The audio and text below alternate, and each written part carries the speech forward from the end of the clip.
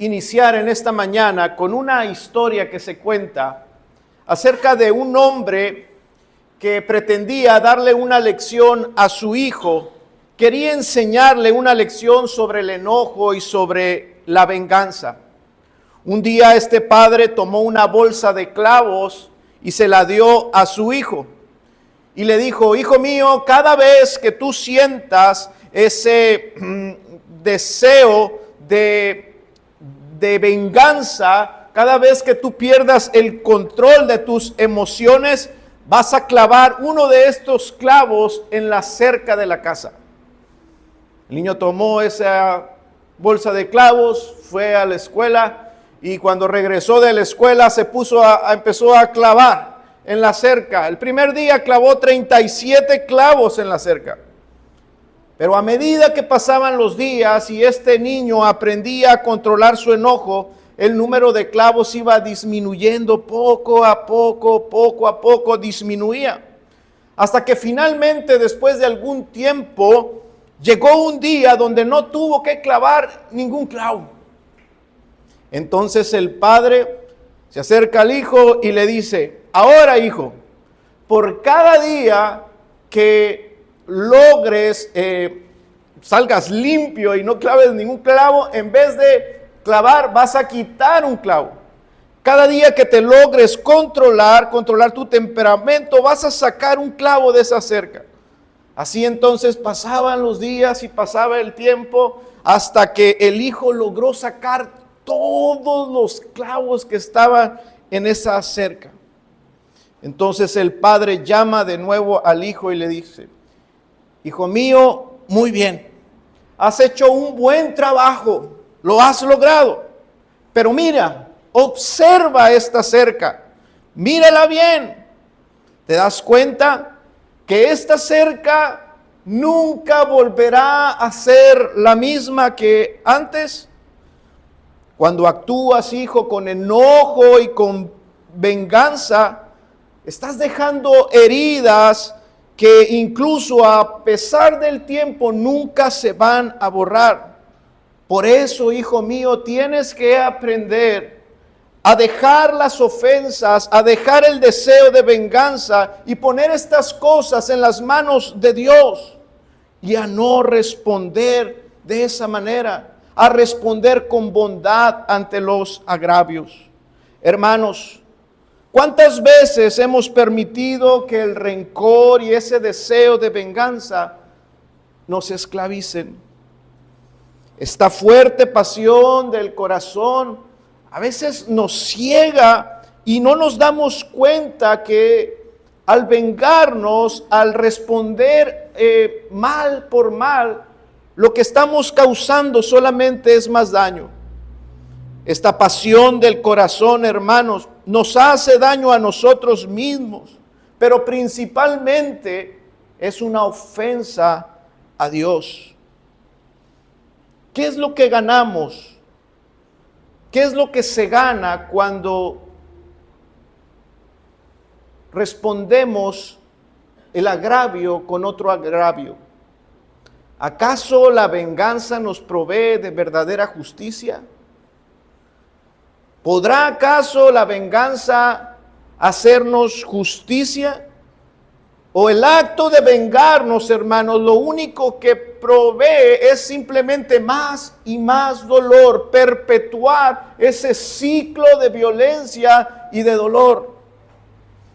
Hoy, hermanos, reflexionaremos sobre cómo enfrentar las ofensas según la enseñanza de Romanos capítulo 12. Y vamos a meditar en 3 enseñanzas claves de este pasaje: el mandato a no vengarse, el llamado a la bondad y el desafío de vencer el mal. Dice la palabra de Dios, Romanos capítulo 12, verso 19. No os venguéis vosotros mismos, amados míos, sino dejad lugar a la ira de Dios, porque escrito está: mía es la venganza, yo pagaré, dice el Señor. Así que si tu enemigo tuviere hambre, dale de comer; Si tuvieres sed, dale de beber, pues haciendo esto, ascuas de fuego amontonarás sobre su cabeza. No seas vencido de lo malo, sino vence con el bien el mal. Tenemos, hermanos, primeramente un mandato claro. El mandato cristiano es a no vengarse. No os venguéis vosotros mismos, amados míos. Este es un principio moral y espiritual que exige obediencia. La Escritura reconoce, hermanos, que la tentación de vengarse es algo que los cristianos enfrentan. ¿Se da cuenta cómo Pablo se dirige a cristianos, a la iglesia? Él les dice, no os venguéis vosotros, amados míos. Le escribe a la iglesia, a los amados del Señor, a hombres salvos, a hombres que han creído el Evangelio y que han recibido el amor y la gracia de Cristo. Ustedes se enfrentan continuamente a la tentación de vengarse. Reconozcamos primero, hermanos, esta realidad. Los cristianos en ocasiones son tentados a vengarse. Y esta tentación, hermanos, es una muestra clara de esa lucha interna que hay entre la carne y el espíritu. Es una muestra clara de que el pecado está buscando la forma, el recoveco por donde meterse y anidar en la vida de los creyentes. La venganza es una puerta que el pecado usa para interiorizarse en el corazón del creyente. Hermanos, dado el hecho de que los cristianos, como ya vimos la semana pasada, no siempre vamos a poder estar en paz con todos. Existe entonces, hermanos, este dilema. Vamos a recibir ofensas, vamos a recibir agravios, porque muchos hombres y mujeres no van a querer tener la paz con nosotros y nos responderán con agravios. Nos ofenderán, nos violentarán. Esto es una realidad. Y muchas veces vamos a ser tratados de manera injusta. Hermanos, la inclinación natural ante las ofensas, hermanos, es responder con violencia ante la violencia. Así es que, hermanos, nosotros no podemos actuar así. Aunque por naturaleza ese es el instinto, hermanos, tomar venganza cuando surge el conflicto, Dios nos dice que debemos de responder de manera diferente a esos instintos, a esas pasiones naturales. Debemos nosotros de mortificar, de luchar contra ese pecado. El pecado, hermanos, de venganza es incompatible con el carácter cristiano. El Señor Jesucristo lo enseñó con claridad en el Sermón del Monte, Mateo 5:5. Bienaventurados los mansos, porque ellos recibirán la tierra por heredad. Ser manso, hermanos, en este mundo, en esta vida, ser manso no es ninguna virtud. Si tú eres una persona mansa, si muestras mansedumbre, el mundo no lo verá ni lo alabará, no te elogiará por ser un hombre manso. Por el contrario, serás visto como un hombre débil, como una mujer falta de carácter. Cuando ven el mundo a un cristiano manso, con mansedumbre, lo critican y dicen, ¿qué le pasa a ese hombre? No tiene la capacidad para responder ante sus agresores, porque es manso. El mundo, hermanos, no ve la mansedumbre como una virtud, pero los herederos del reino de Dios son mansos. Están por la ayuda de Dios, están bajo el control de sus emociones. Dios les ayuda a tener el control sobre esos instintos de responder ante el agravio con más agravios. El apóstol Pablo entonces levanta la voz a la iglesia y les dice: no os venguéis, hermanos míos, amados míos, no os venguéis vosotros mismos. El proverbista dice: mejor es el lento para la ira que el que es poderoso, y el que domina su espíritu que el que toma una ciudad. El ejemplo de Pedro cortando la oreja del soldado en el huerto del Getsemaní es un ejemplo claro de cómo la falta del dominio se hace presente en los discípulos del Señor. Pedro nos da ese ejemplo de ese impulso de tomar venganza ante una situación de agravio. Esa historia nos muestra a Pedro siendo impulsivo, siendo movido por sus emociones carnales. ¿Y qué hace Pedro en ese momento? Intentó matar a un hombre. ¿Escuchó? Pero no juzguemos indebidamente a Pedro, porque Pedro no es diferente a nosotros. Pedro no es diferente a ti ni a mí. Pedro era un hombre de carne como nosotros, con una naturaleza humana que siente y experimenta las emociones y tiene instintos. Pedro en ese momento estaba, imagínese usted, yo me imagino que Pedro estaba molesto por la traición de Judas. Ahí viene Judas, uno de nosotros, con todo ese séquito de hombres para aprender al maestro. Uno de nosotros está traicionándonos. Imagínese usted en la molestia que tenía en su corazón Pedro, la ira que sentía por la injusticia que estaba presenciando, su maestro santo y bueno siendo tratado como un criminal. Tenemos a Pedro con un corazón lleno de emociones, con molestia, con ira y seguramente también temeroso porque no sabía cuál iba a ser el porvenir ni de Jesús ni el suyo. Y todas estas emociones, hermanos, lo llevaron a actuar instintivamente, sin pensar, sin medir las consecuencias morales ni espirituales. Esto, hermanos, nos enseña algo importante sobre la venganza.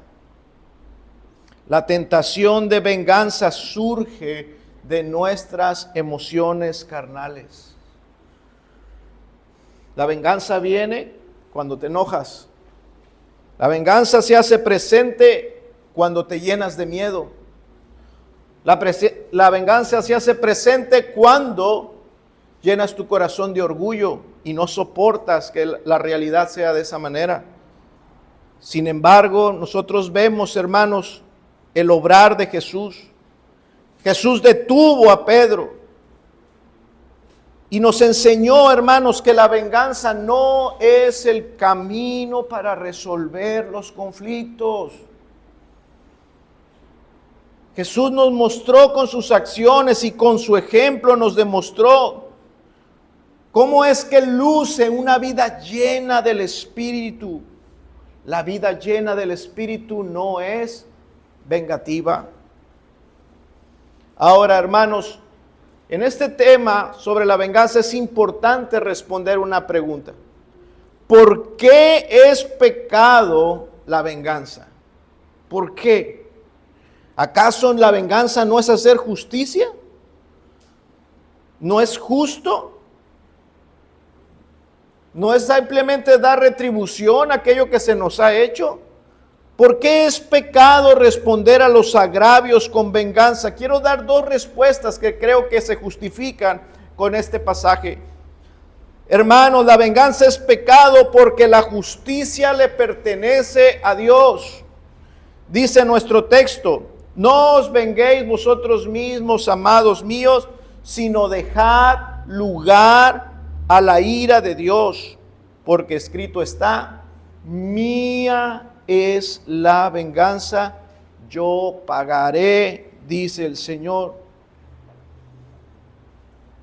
Cuando alguno decide vengarse, lo que realmente está haciendo es tomar la justicia en sus propias manos.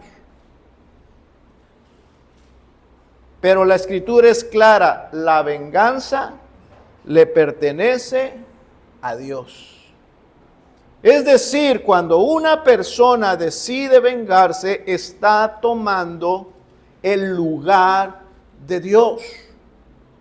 En una manera figurativa y simbólica, y lo uso como manera de expresión, solamente cuando alguien se venga, está quitando a Dios de su trono de justicia y se está sentando Él para juzgar.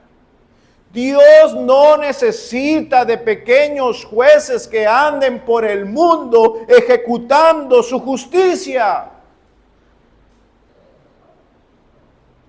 El Señor dijo: mía es la venganza.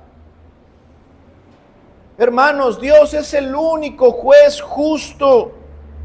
Por eso el Señor nos llama a esperar pacientemente en su justicia. Hermanos, Dios conoce mejor cómo y cuándo va a dar la justa retribución a cada uno. ¿Entiende? Que cuando tomamos el derecho de vengarnos nosotros mismos, estamos diciendo: yo sé mejor que Dios cómo y cuándo darle el pago a mi enemigo. Hermanos, Dios es el que sabe verdaderamente cuándo es mejor y cómo es mejor darle la retribución a ese enemigo.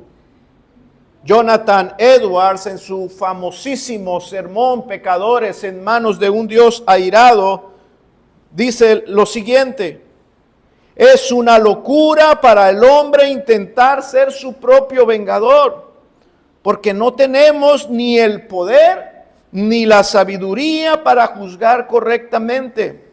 Pero Dios, el juez perfecto, actuará con precisión y rectitud en su debido tiempo. Cuando nos vengamos, entonces procuramos hacer justicia, pero lo que logramos, hermanos, no es justicia, es venganza, es pecado. Cuando tomamos la justicia en nuestras propias manos, eso no es verdadera justicia, es pecado que ofende a Dios. Entonces, nuestro deber cristiano, dice nuestro texto, es dejar lugar a la ira de Dios. Dios, hermanos, nos promete que cuando somos ofendidos, cuando somos agraviados, Dios promete que Él tomará cartas en el asunto. No es que Dios va a dejar pasar eso. No, lo que se nos promete es: déjame a mí este asunto. Déjenme a mí dar la retribución conforme a mi poder y mi sabiduría. No metan sus manos.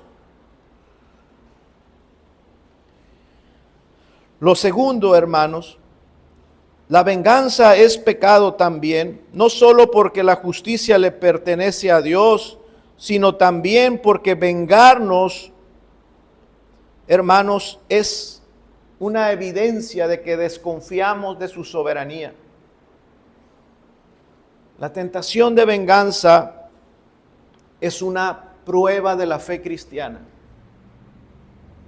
Cuando te sientes tentado a tomar las cosas en tus manos hacer justicia por ti mismo, estás siendo probado.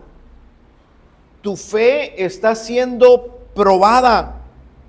Cuando eres ofendido, debes de tener en cuenta que ese es el momento para demostrar tu confianza en Dios. Richard Baxter escribió: cuando buscas venganza por tu cuenta, demuestras tu poca fe. Demuestras tu falta de fe en la promesa de que Dios vindicará a los suyos. La paz de tu alma depende de dejar ese peso en las manos de Dios. Y yo digo amén a eso.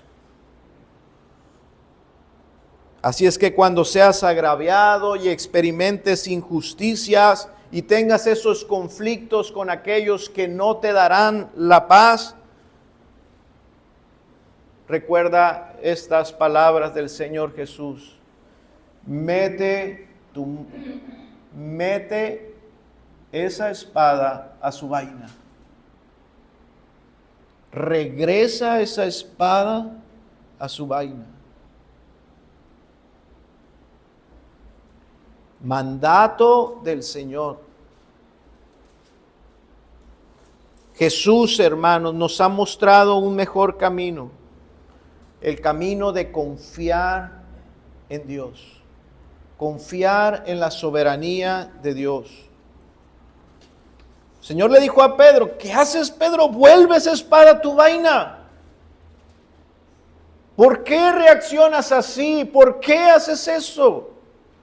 Eso no es carácter cristiano. Estás actuando sin pensar en las consecuencias. Regresa esa espada a su lugar. ¿Acaso crees que estas ofensas que estoy recibiendo no son parte de la voluntad de mi Padre? Hermanos, debemos de recordar eso. Cuando seas probada, cuando tu fe sea probada de esta manera, recuerda esto. Dios te dice: ¿acaso crees que esas ofensas que te están ocurriendo están fuera de la voluntad de Dios? De ninguna manera. Estas ofensas, estos agravios que los cristianos sufren son parte del decreto eterno para cada uno de sus hijos. Pero muchas veces nosotros somos como Pedro. No queremos beber la copa que el Padre nos ha preparado. No queremos. No queremos creer que en verdad hay una cruz preparada para cada uno de nosotros. Nos cuesta trabajo confiar que esto también sea el plan de Dios. ¿Cómo va a ser el plan de Dios que me agravien de esa manera? Nos cuesta mucho trabajo confiar en que Dios está siempre sentado en su trono haciendo su santa voluntad. Así es que la respuesta a las ofensas, hermanos, no debe de ser la venganza, sino la confianza. Confianza en la soberanía de Dios. Porque no hay agravio que llegue a nuestra vida que no sea la voluntad de Dios. Dios está en su trono. Dios está en su trono. Nada se ha escapado de su voluntad. Entonces dile a tu alma: ¿acaso no he de beber este trago amargo que el Padre ha preparado para mí? Confía, alma mía. Confía en Dios. Confía en tu Dios. Él está sentado como soberano y tiene cuidado de mí. Así, hermanos, vuelves la espada a su lugar. Este es el mandato que Dios nos hace. El mandato es a no vengarse. Después encontramos en el versículo 20 un llamado. El llamado es a la bondad. Dice: así que si tu enemigo tuviere hambre, dale de comer. Si tuviere sed, dale de beber. pues haciendo esto, ascuas de fuego amontonarás sobre su cabeza. Primero, se nos dice que hay un mandato en forma negativa, es decir, no vas a hacer esto, no te vas a vengar. Pero luego ahora hay un llamado, no solamente a no vengarse, a abstenerse de hacer algo, sino que ahora hay un llamado a hacer algo. Hay un llamado a actuar. Es un llamado a la acción, a mostrar bondad hacia aquellos que nos han hecho mal. Debemos entonces no solamente de abstenernos de venganza, sino debemos hacer el bien a nuestros enemigos. Así damos testimonio de la gracia de Dios. Ahora, hermanos, esto tampoco lo saquemos fuera de contexto.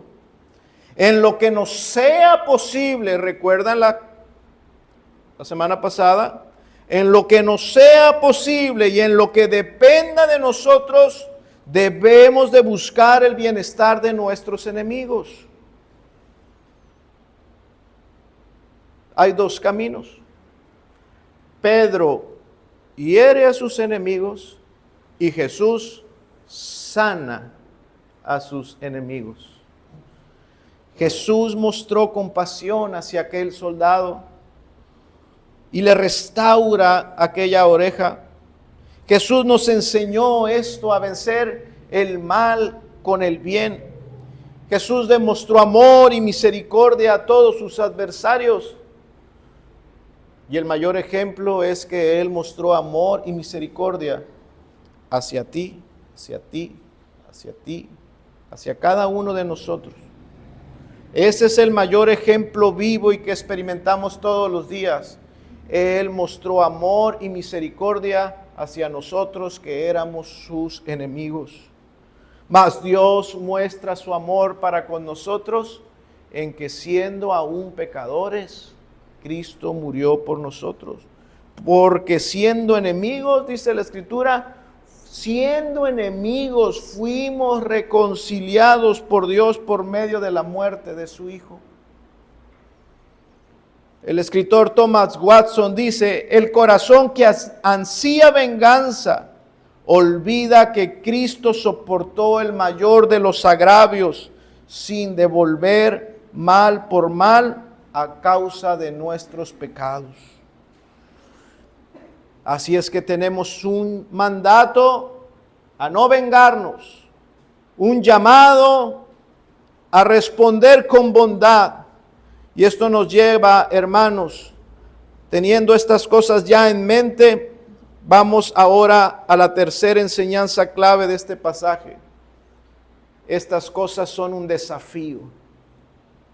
No seas vencido de lo malo, dice el verso 21, sino vence con el bien el mal. Vencer con el bien el mal es una respuesta que no va de acuerdo a nuestra naturaleza. Instintivamente esto es imposible. Humanamente esto es imposible.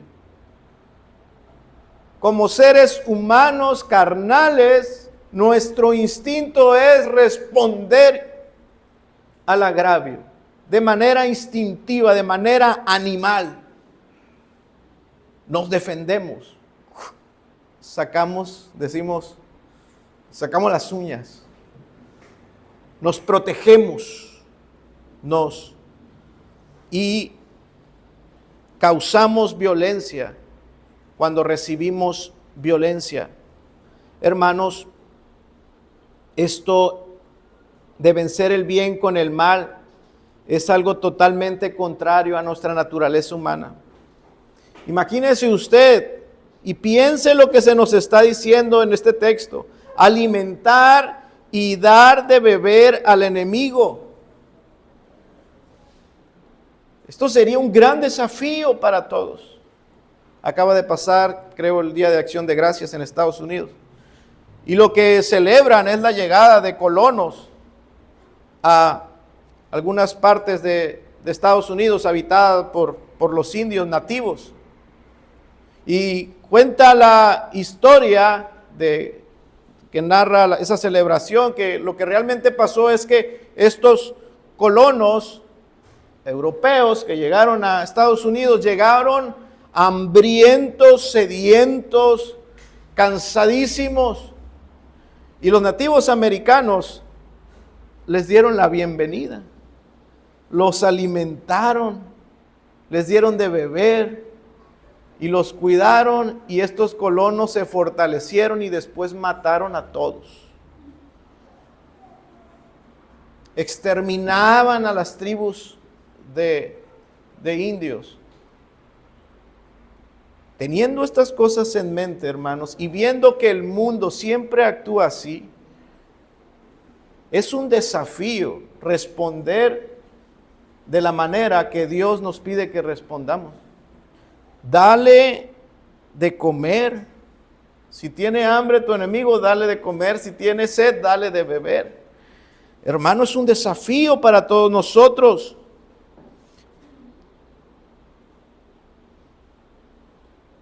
Por lo tanto, hermanos, estas cosas solo son posibles si Dios nos ayuda. Solamente si Dios nos ayuda. Y Dios nos ha dado una herramienta clave para poder hacerlo, para poder vencer. ¿Cuál es esa clave? La bondad. La bondad tiene el potencial, escuche, el potencial. No es que siempre lo logre, que la bondad logre su objetivo, pero la bondad tiene el potencial de restaurar relaciones. No siempre es así, pero tiene el potencial de hacerlo.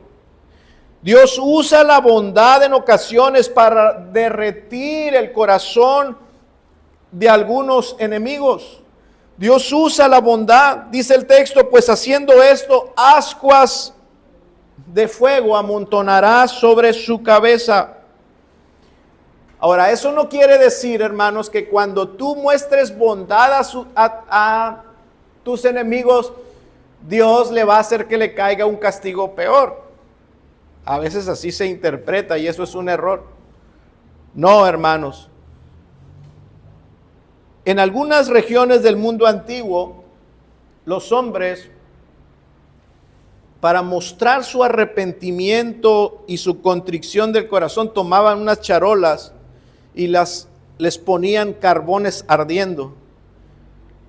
Y de manera pública salían con esos carbones ardiendo sobre sus cabezas. Y de esa manera demostraban el fuerte sentimiento que tenían por aquello que habían hecho. Es en este sentido en que se debe de entender este versículo, para que entendamos, hermanos, esto. Entonces, hermanos, el desafío de actuar con bondad es hacerlo creyendo que Dios puede usar mi acción bondadosa para provocar en mi enemigo una contrición de espíritu, una convicción de pecado. Así es que el objetivo de responder con bondad hacia los enemigos no es humillarlos, no, sino guiarlos primeramente a una reconciliación con Dios y, si es posible, con nosotros. Ahora, yo entiendo que a veces hay quienes hacen bien a sus enemigos y esa bondad que muestran, esa supuesta bondad que muestran a sus enemigos, no persigue el propósito de convencerlos de pecado. Persiguen más bien el propósito de mostrarse mejores que ellos. Te voy a mostrar bondad para que veas que soy mejor que tú. ¿Acaso no es venganza eso?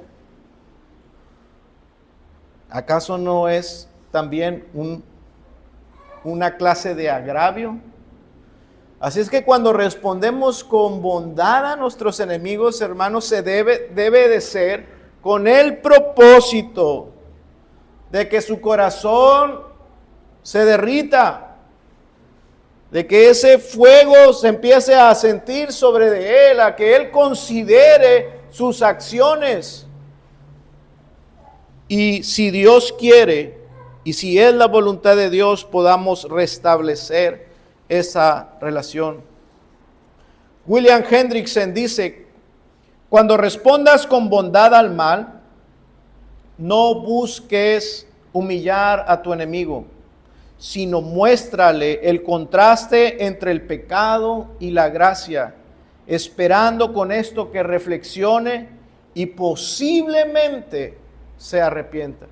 Las palabras son importantes, hermano. Digo, posiblemente, porque la bondad tiene, ¿cuál fue la palabra que usamos?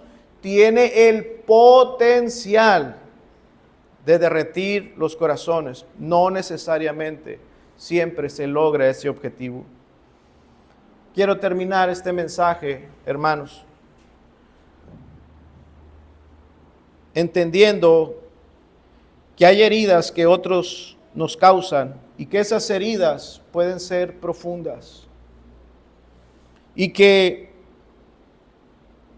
nos enfrentamos en ocasiones a la realidad de esos deseos, esas reacciones, instintos de venganza, y que hay ocasiones donde podemos estar considerando que responder a las agresiones sería algo justo. Pero Dios, hermanos, nos llama a un camino diferente, a un camino más alto, más glorioso. Dios nos llama a confiar en su justicia. Dios nos llama a responder con bondad y a vencer el mal con el bien. Entiendo que este camino no es un camino fácil, pero ese es el camino que Jesús recorrió. Pensemos, hermanos, en un momento lo que Cristo tuvo que padecer, soportando el rechazo, los golpes y la cruz. Jesús mismo dijo: ¿qué acaso piensan que no puedo yo pedirle a mi Padre ayuda y que me mande miriadas de ángeles a defenderme? ¿Acaso piensan que no tengo yo la capacidad de destruir o de responder a mis enemigos y vencer? Pero Jesús, hermanos, no hizo nada de eso. En lugar de eso, oró y dijo: Padre, perdónalos porque no saben lo que hacen. Cristo venció el mal con el bien. Y tal vez en este momento hay algunos que se sientan ofendidos profundamente por aquellos que no quieren la paz. Alguien o algunos han dejado huellas imborrables, heridas profundas en ese corazón. Personas que han puesto sus clavos en nuestra vida, y tal vez te sientas incapacitado, con la imposibilidad de poder perdonar y de responder con bondad. Quiero decirte que Dios entiende esto. Pero tienes que recordar que no estás solo. Dios está contigo. Dios te fortalece. Dios está con nosotros para ayudarnos a confiar en su justicia. Dios está con nosotros llenándonos de su gracia. Yo creo que Dios nos llama a cada uno de nosotros a dejar nuestras cargas, a dejar esos deseos de venganza en las manos de Dios. Yo creo que este pasaje, esta exhortación es una invitación a experimentar esa libertad que existe en el amor de Cristo, a dejar el rencor y a reflejar la bondad, esa bondad que Dios nos mostró amándonos primero. Que el Señor, hermanos, nos ayude con esto. Dice la Escritura: engañoso es el corazón más que cualquier cosa. Y ahí en el corazón es donde están estos asuntos, esos sentimientos, esas heridas. Ahí en el corazón es donde donde se anidan todas estos conflictos, donde está el dolor. Hermanos, oremos al Señor, imploremos su ayuda y dejemos cualquier conflicto en las manos del Señor. Y esas incapacidades que sientes y tú dices, yo no podría responder así, dile, Señor, ayúdame. Ayúdame, Señor. Y en lo que dependa de mí, ayúdame, Señor, a hacer lo correcto y agradarte a ti. Amén. Oremos.